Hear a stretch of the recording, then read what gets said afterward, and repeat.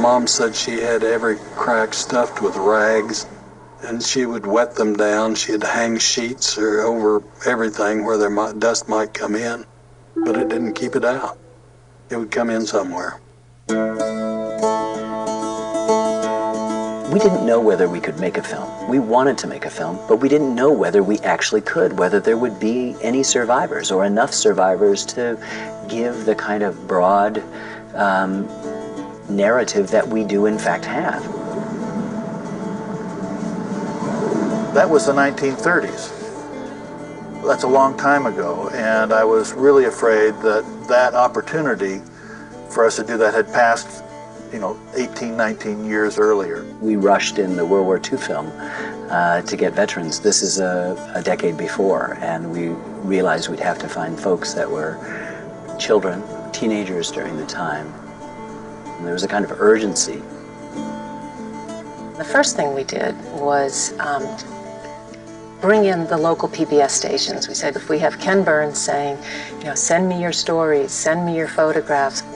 I got on camera and made an appeal for pictures, for memories, for folks that were still alive, for maybe motion pictures, home movies that they might have taken. Hi, I'm Ken Burns, and I'm asking you to help me with the new public television series I'm now working on, The Dust Bowl. Please send us your stories, your photographs, your grandpa. If you reach out to the community stations all throughout the Dust Bowl in Oklahoma, in Kansas, in Colorado, in New Mexico, and Texas, people responded.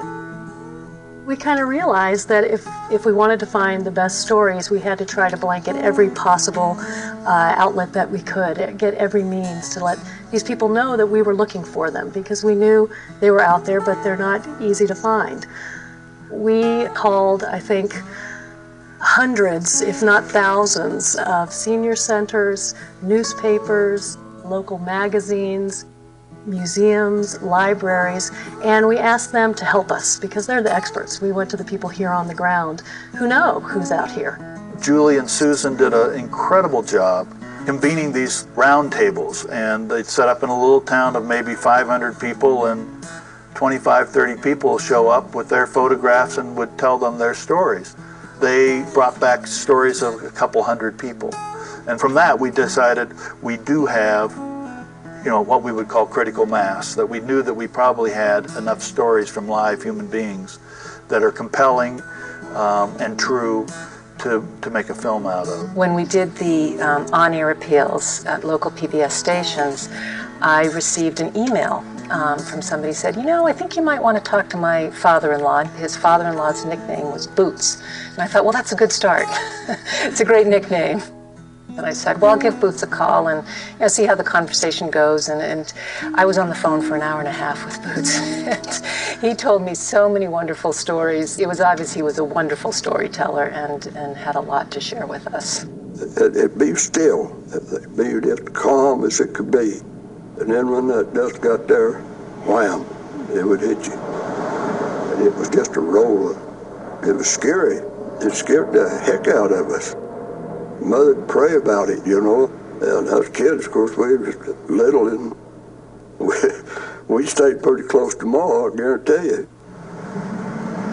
One of the interesting things that happens in the making of the film and in the film itself is that these are really vivid memories, like it was yesterday, recounted by people who are, a fairly young person for us would have been 87, and some were in their high 90s that we were interviewing.